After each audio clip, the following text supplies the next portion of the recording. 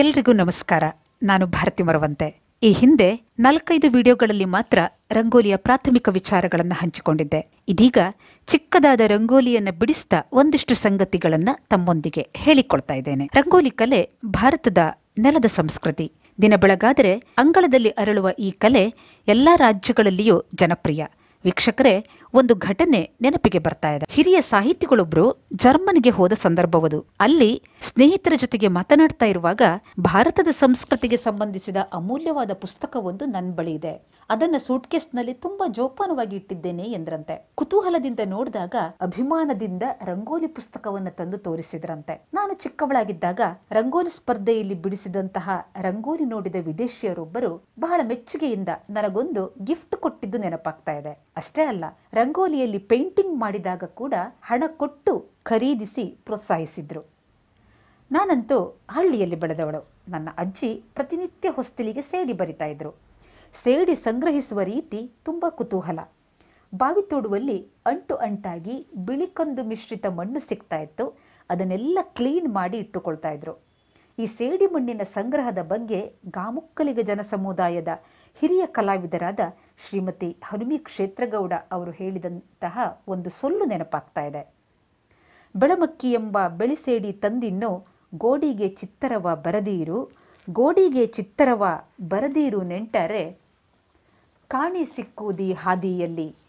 ಇವರ ಬಗ್ಗೆ ಮುಂದಿನ ಸಂಚಿಕೆಯಲ್ಲಿ ಮಾತನಾಡ್ತೇನೆ. ನಮ್ಮ ಅಜ್ಜಿಯಂತೂ ಒಂದು ತಟ್ಟೆಯಲ್ಲಿ ಅಳತೆಯ ಸೇಡಿಮಣ್ಣು, ಪ್ರಮಾಣದ ನೀರು, ಹತ್ತಿ ಬಟ್ಟೆಯ ಬತ್ತಿಯೇ ಕುಂಚ ಮಾಡಿಕೊಳ್ತಾ ಇದ್ರು. ಬೆಳಿಗ್ಗೆಯ ಮೊದಲ ಕೆಲಸವೇ ಹೊಸ್ತಿಲನ್ನು ತೊಳೆದು ಅವರದ್ದೇ ಲೆಕ್ಕಾಚಾರದ ಚಿತ್ರಗಳನ್ನು ಬರಿತಾ ಇದ್ರು. ನಾವೆಲ್ಲ ಖುಷಿಯಿಂದ ನೋಡ್ತಾ ಇದ್ವಿ. ಅದರ ಅರ್ಥವಂತೂ ಗೊತ್ತಿರದ ದಿನಗಳವು. ಹೊಸ್ತಿಲ ಚಿತ್ರಗಳ ಮೇಲೆ ಅರಿಶಿಣ, ಕುಂಕುಮ, 1 ಲೋಟ ನೀರು ಇಟ್ಟು ನಮಸ್ಕರಿಸ್ತಾ ಇದ್ರು. ಹಾಲಕ್ಕಿ ಜನಸಮುದಾಯದ ಶ್ರೀಮತಿ ಸುಕ್ರಿಬೊಮ್ಮನಗೌಡ ಅವರು ಹೊಸ್ತಿಲು ಬರೆಯುವುದನ್ನು ನೋಡಿದ ನೆನಪಾಗ್ತಾ ಇದೆ.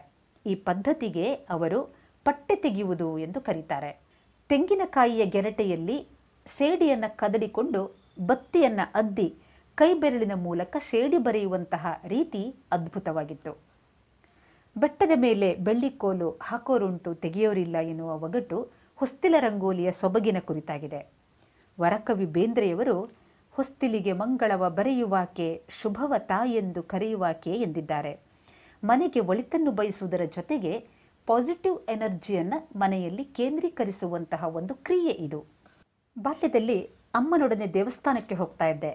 ಬೀದಿಗಳ ಅಕ್ಕಪಕ್ಕದಲ್ಲಿರುವ ಮನೆಗಳ ಅಂಗಳದಲ್ಲಿ ಚಂದ ಚಂದದ ರಂಗೋಲಿಯನ್ನು ಬಿಡಿಸಿರ್ತಾ ಇದ್ರು. ಈ ಚಿತ್ರಗಳನ್ನು ಬಿಡಿಸುವಾಗ ಮನಸ್ಸಲ್ಲೇ ಅದರ ಅಳತೆಯ ಲೆಕ್ಕ ಹಾಕಿಕೊಳ್ತಾ ಇದ್ರು. ರಂಗೋಲಿ ಬಿಡಿಸುವ ಜಾಗದ ಅಳತೆ, ಕೈಯಲ್ಲಿ ಪುಡಿ ಹಿಡಿಯುವ ಅಳತೆ, ಚುಕ್ಕೆಗಳ ಗೆರೆಗಳ ಅಳತೆ ಎಲ್ಲವೂ ಮನಸ್ಸಲ್ಲೇ ಲೆಕ್ಕಾಚಾರ.